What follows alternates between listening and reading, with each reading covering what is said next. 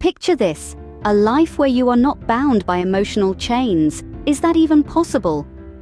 Welcome to a journey of embracing emotional freedom, a transformative concept that shatters the shackles of negativity and allows you to soar. Often we are misled into believing that emotional freedom is about suppressing feelings or putting on a happy face. But it's quite the contrary. You might be thinking, that sounds great, but how can I achieve it? Well, stick around to find out. First off, why should you even care about emotional freedom? Well, let's delve into that for a moment. Imagine being able to navigate through life's ups and downs with the grace of a ballet dancer, the agility of a ninja, and the calm of a Zen master.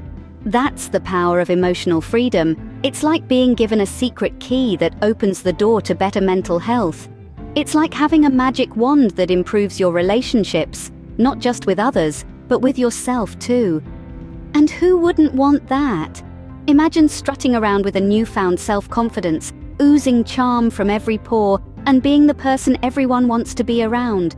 That's the magic of emotional freedom. And here's the kicker. It's not just about feeling like a superhero. It's about living a richer, more fulfilled life. So, emotional freedom is not just about feeling good, it's about living a fulfilled life. Alright, now on to the good stuff. Step 1. Recognize your feelings. This is a crucial first step towards achieving emotional freedom. It's like trying to navigate through a dark room. Without turning on the light, you're bound to stumble. Recognizing your emotions is like flipping that switch, illuminating your inner world. Consider this, you've had a rough day at work and you're feeling a bit blue. Instead of pushing that feeling away, acknowledge it. Say to yourself, I am feeling down. It's simple but powerful. By acknowledging your emotions, you're not giving them control over you. You're simply allowing yourself to feel, to be human. It's like saying, hey, I see you anger, I acknowledge you sadness. It's a conversation with your emotions, not a wrestling match. Remember, it's not about labeling your emotions as good or bad, it's about understanding them. Step 2. Accept your emotions. Now this might sound like a no-brainer, but it's actually a crucial part of the process. You see, emotions are like those uninvited guests at a party. They just show up, sometimes at the most inconvenient times. But instead of showing them the door, we need to offer them a seat, and maybe even a slice of cake. Why? Because acceptance is the key to understanding. It's like this. Imagine you're in a dark room. You can't just wish the darkness away, right? You have to turn on the light. Similarly, we can't just wish our emotions away. We need to accept them, no matter how uncomfortable they make us feel. Perhaps you're feeling sad because you didn't get that promotion. Or maybe you're feeling anxious about an upcoming event. That's okay. It's okay to not be okay. Acceptance is the first step towards healing. Step 3. Express your emotions. Now, this is where the magic happens. It's like opening the floodgates of a dam, allowing the water to flow freely. It's in this flow that we find release and relief. But how do we do this? How do we express our emotions in a healthy and constructive way?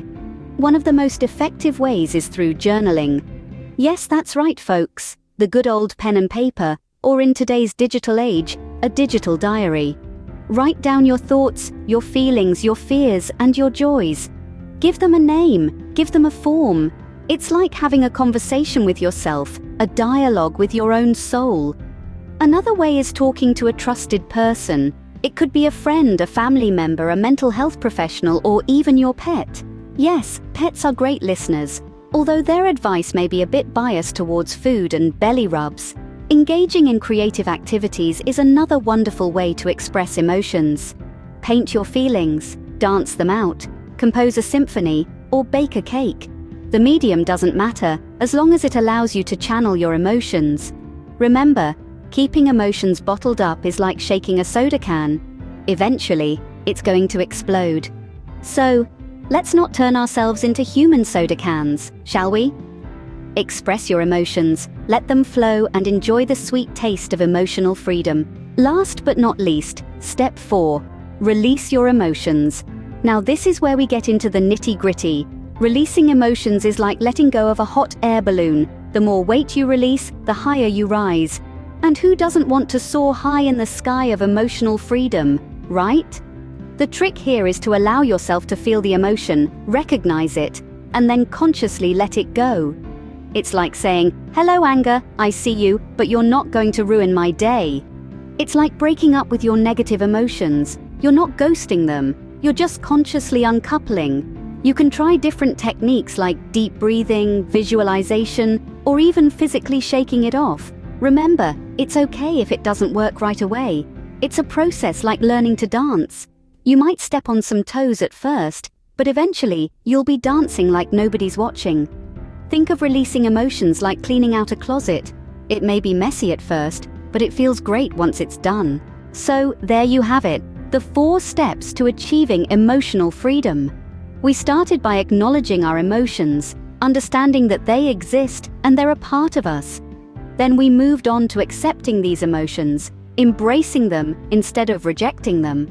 The 3rd step was expressing our emotions, letting them out in a healthy, constructive manner. And finally, we learned how to release our emotions, letting go of any emotional baggage that might be holding us back. These steps might seem simple, but they can make a world of difference in your life. Start small and remember, it's okay to take it 1 step at a time. You don't have to do it all at once. It's your journey towards emotional freedom, and you get to decide the pace. Remember, emotional freedom is a journey, not a destination. Start where you are, use what you have, and do what you can. You got this. Thank you for joining us on this journey. If you found value in this video, we'd appreciate it if you could hit the like button and subscribe to our channel. We would love to hear what you think or what you would like to see next from us. So please comment below. Every new day brings with it a new opportunity to transform your life. Stay motivated and stay inspired.